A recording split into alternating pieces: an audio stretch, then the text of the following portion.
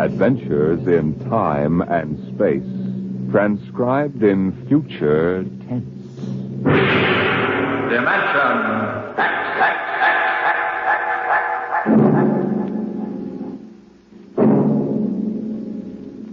The National Broadcasting Company, in cooperation with Street and Smith, publishers of astounding science fiction, bring you Dimension X.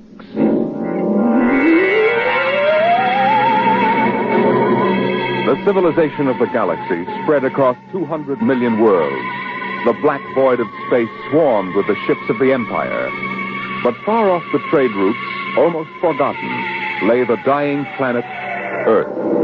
A backwater in galactic culture, a place of exile, a pebble in the sky.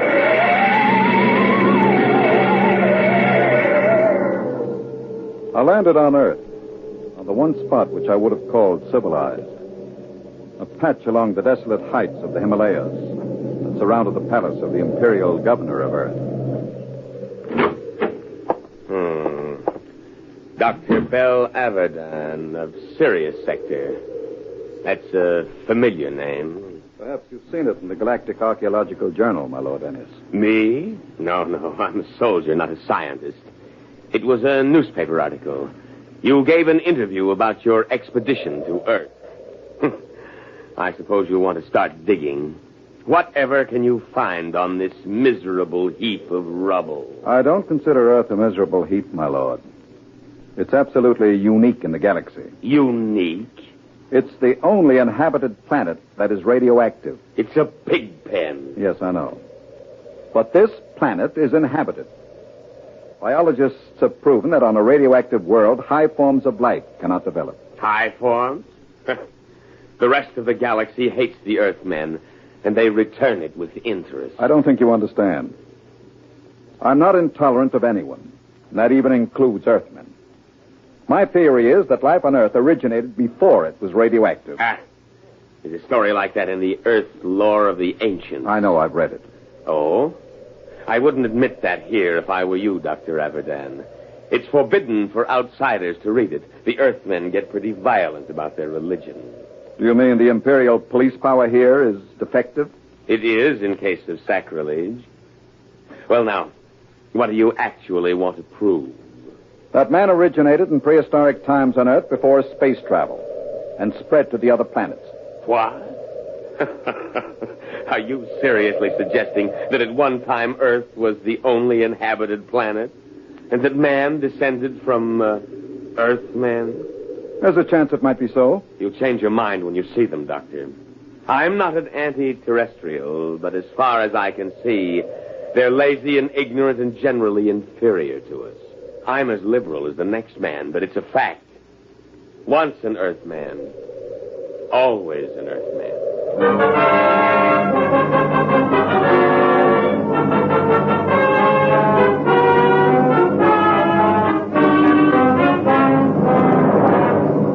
I booked passage to the city of Chica on an Earth line. My fellow passengers seemed ordinary enough, but I was conscious of being alone among Earthmen.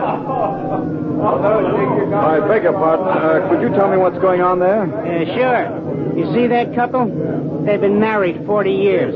It's their anniversary. Yes, sir. 40 years. Hey, Mother? It seems like yesterday. Just like yesterday. Hey, when are you folks scheduled for the 60? In a month. 16th of November. Well, I hope you have a nice day for it. My father reached his 60 in a pouring rain. Kept complaining we were getting soaked. So I told him, what are you complaining about, Dad? I've got to come back. This 60 they're talking about. Are they referring to their 60th birthday? Sure. That's when they put you away. Euthanasia. It's a custom. Can't have people living on. Eats up all the food. That's right, isn't it, Pop? Yes, sir. Mother's coming with me when I reach the 60. She's not due for a couple of months, but she thinks we might as well go together. Yeah, that's the spirit. There's many a man living past the 60. Sneaks, stealing the food from the next generation. A guy should go when it's his time. Yes, but suppose it's only fair to... Hey, where are you from? I beg your pardon? Asking all them questions. Yes. Who are you? A spy? Where are you from? I'm Bel Abaddon from Baron, Sirius Sector. Oh, an outsider, huh? Come on, we'll go forward. Did you hear that, Mother? An outsider.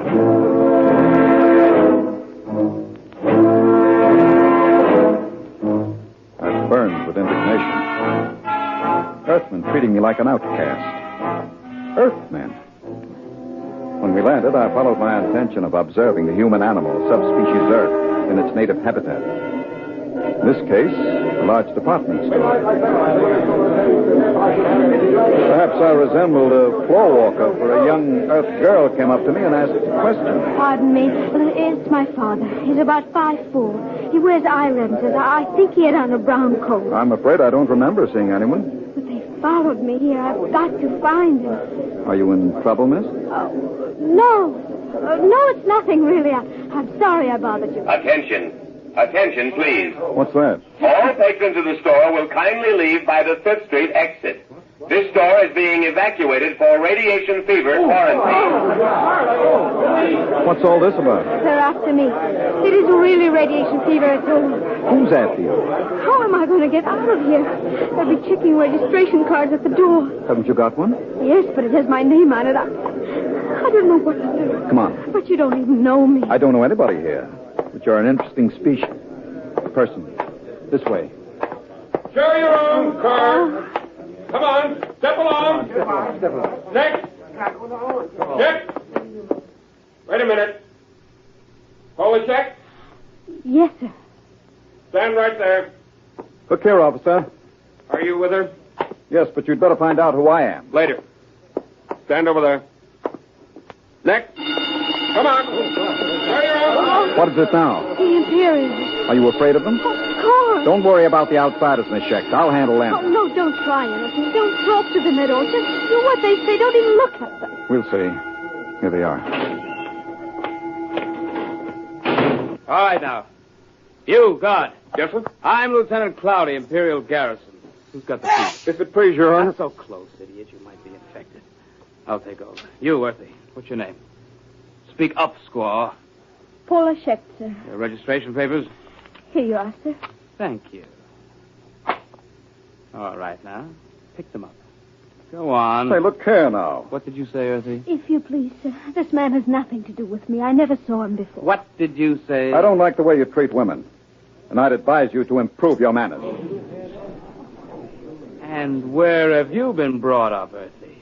Here's lesson number 1. Why, you... My arm!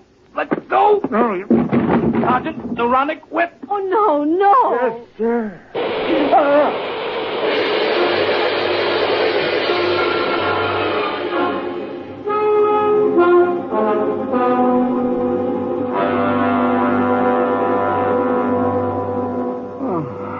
Oh, you're all right now. What happened? They gave you full power and the neuronic whip. Where are we? The military base. Oh, you should... Is that... Well, Dr. Abaddon, we seem to have had an unpleasant contretemps in the city this afternoon. Unpleasant. I should put it stronger, Colonel. As a free citizen of the Empire, I had every right to resent such illegal treatment. I consider the whole incident unfortunate, Doctor. Don't you think it would be best to forget the whole matter? I think not. I have an appointment in a week with the procurator. Procurator, huh? What do you intend doing with Miss Schecht? What would you suggest, sir? I had... Free her immediately. And offer her your apologies. Of course. If the young lady will accept my sincere regrets, I will give the order for your release immediately.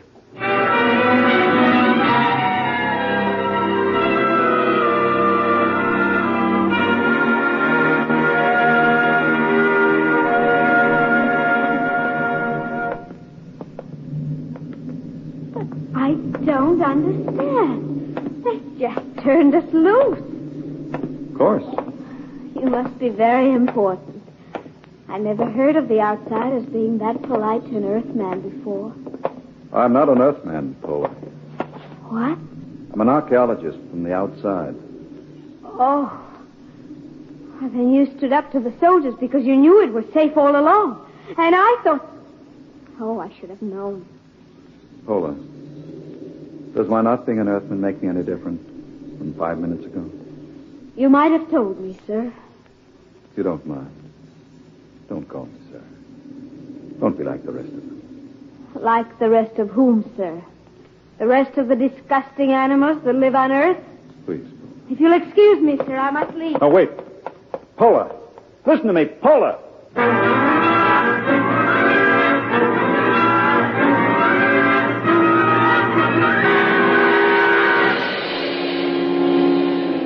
I had access to the garrison files, and to satisfy idle curiosity, I indexed Paula Schecht. Her father was a Dr. Mikhail Schecht, biologist. And against his name was a black star with the notation, condemned in absentia. Charge, evading the 60. That was why she was afraid. So I sent a note asking her to meet me in the North Park after dark. Paula, over here. Dr. Avidan? Sit down. Oh, I want you to understand. I wouldn't have come except... I understand. I've seen your father's record. You know about it. I looked into it, Paula. There doesn't seem to be much that can be done about the 60. Oh, it isn't that. It's not for my father. It's for the whole galaxy. What is it? Earth is going to revolt. No. All of it? Oh, don't laugh at... Paula. The galaxy has a volume of several million cubic light years. It contains 200 million inhabited planets. Earth has a population of only 20 million. And no resources. What can Earth do? I don't know, Doctor, but my father does. He's told me that Earth knows a way by which it can wipe out all outside life and... Wait. Listen. Someone coming. Park Patrol. Quick, kiss me. Don't be stupid. Kiss me. They won't suspect anything. Oh, yes, of course.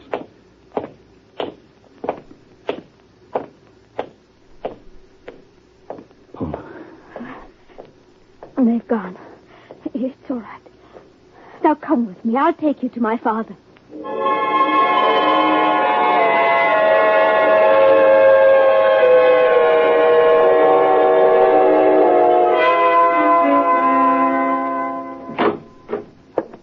Dr. Avidan, this is a pleasure. I have read your articles in the journal. It is hard to get copies. Our neighbors don't care to trade with Earth. It's part of the nearly insoluble problem of anti-terrestrialism. No one seems to want a solution. Earthmen and outsiders alike? Oh, no, that is not true. There is a way of preserving our culture and living as equals in a larger society. But the zealots don't think so. The zealots? Yes. They rule Earth now. They are a small minority, but they have power. They have plans. They planned the revolt, Paula told me? Yes. I see. Well, why didn't you report this to the Imperial garrison? The Society of Earth Ancients have guarded me too well. Besides, they had a hold on me. I am 62. You know the customs of Earth. The 60 years. They allowed me to live on. The price was silence about the weapon. You agreed to this? I wanted to live. What is this weapon? You are aware of Earth's peculiar environment, the radioactivity? Yes. Over the years, we Earthmen have built up certain immunities to radiation burns, for one. But it's a minute difference. I measured it experimentally. Oh, but, Doctor, human life is not the only form affected by radiation and mutation. There is microscopic life, bacteria, viruses. We have been searching out such a virus, one to which Earthmen have developed a high degree of immunity, but not outsiders. You mean a particular disease? Yes, common fever. It is a mild children's disease here, like chickenpox or German measles. But to outsiders, it is radiation fever. Symptoms develop in 2 hours. Lips are so badly affected that the victim cannot talk, and in 2 days, he dies. They've isolated this virus? Tons of it in crystalline form. And they plan to let this loose in the galaxy? By means of guided missiles. Then frightened refugees will carry the disease across space. Billions will die. You're sure about this? You have proof? I worked on the project. We've got to get to the procurator. I can catch the evening train at... Who is it? I don't know. Open up. There should have been an alarm. We've got to get out. Is there a back Open up in entrance? there. Don't move. Hands in front of you. What's the meaning of this? I demand... Shut up. I'm a galactic citizen. You've got no right to detain me without legal authority. I am an Earthman, but I think you'll find I am all the authority needed at this moment, Dr. Abadan. I am Balkus, the High Minister of Earth. The High Minister? What are you doing? I always look after distinguished visitors personally. Abadan does not know anything. I doubt that, Dr. Schecht. We'll proceed now to the Hall of Correction. You can't do this. When the procurator... The procurator will hear nothing until it is too late. The guided missiles will be fired tonight at 12. Guard, if they make a false move...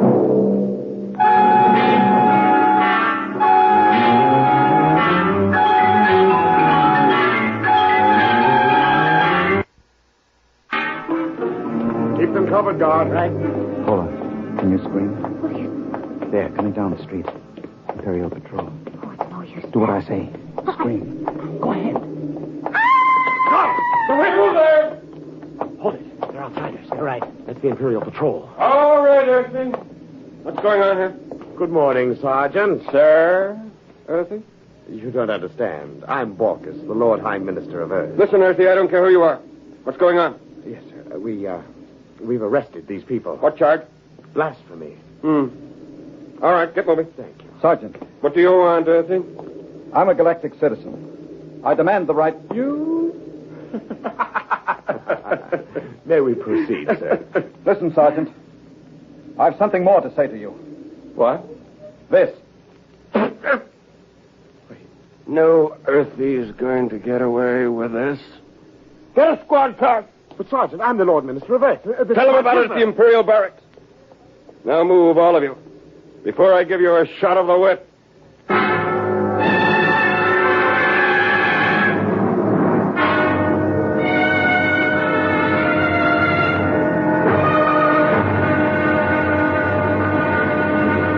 I tell you I'm a citizen of the Empire. Listen. I can prove it.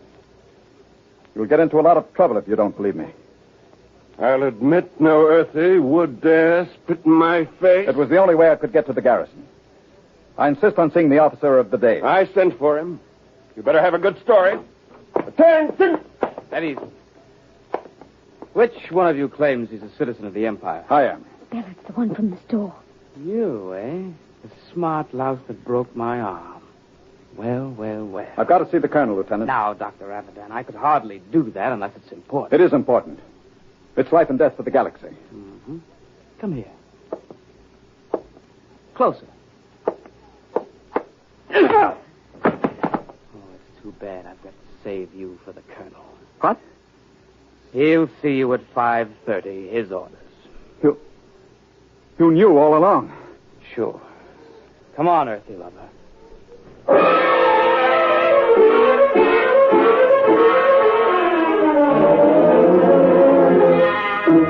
I'm afraid you're in serious trouble, Dr. Abadan. The man you're accusing is the High Minister for Earth. I know, but I have proof. Well, I can only speak to the procurator. You've got to contact him. there are channels, Dr. Abadan. We haven't time for channels. I have the details of the plot from Dr. Schecht. You've got to let me speak to the procurator. I've already advised him of your arrest. He's flying in. You had better be able to prove what you say. If you don't, we'll have to hand you back to the native authorities and their courts, notoriously savage.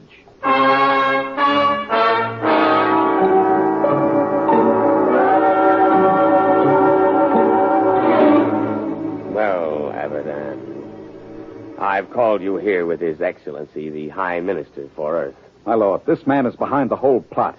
Is he? There's no time to lose. I've explained to you about the virus. They're shooting off the guided missiles at 12.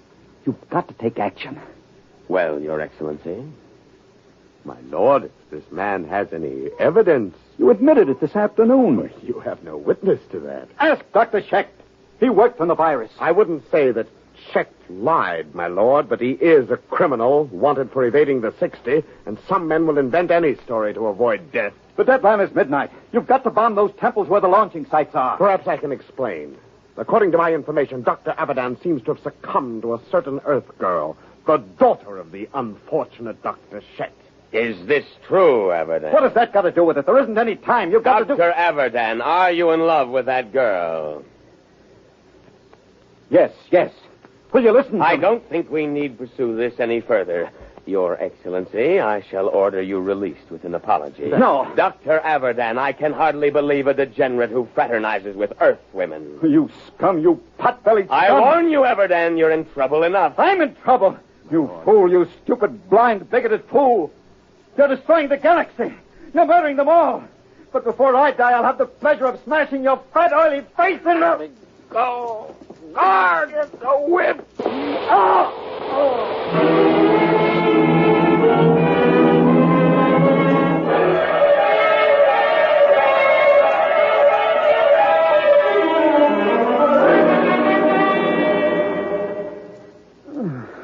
Belle, are you all right?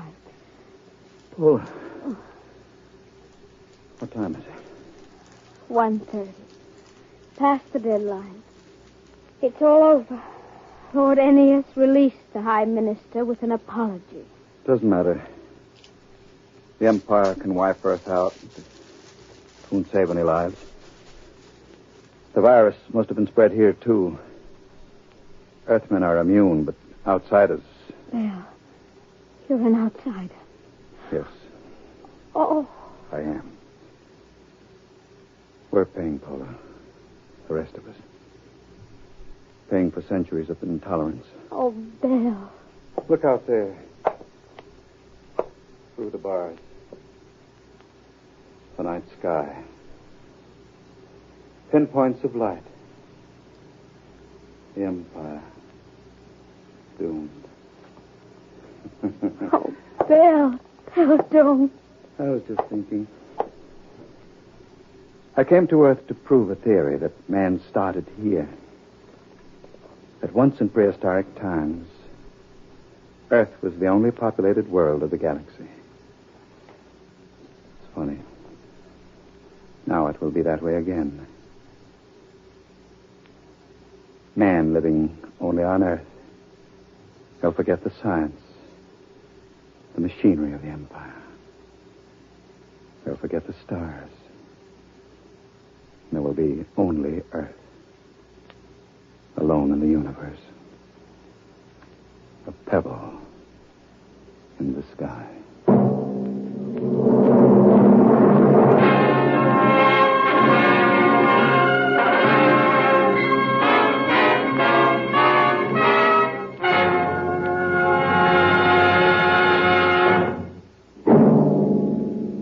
The children of tomorrow will play with toys. But what will those toys be like? An ordinary clerk in an ordinary job finds a terrifying answer to that question next week as Dimension X brings you Child's Play. Dimension X is transcribed each week by the National Broadcasting Company in cooperation with Street and Smith, publishers of the magazine Astounding Science Fiction. Today, Dimension X has presented Pebble in the Sky, dramatized for radio by Ernest Kenoy. Featured in the cast were Santos Ortega as Abadan and Susan Douglas as Pola. Your host was Norman Rose, music by Burt Berman. Dimension X is produced by William Welch and directed by Edward King.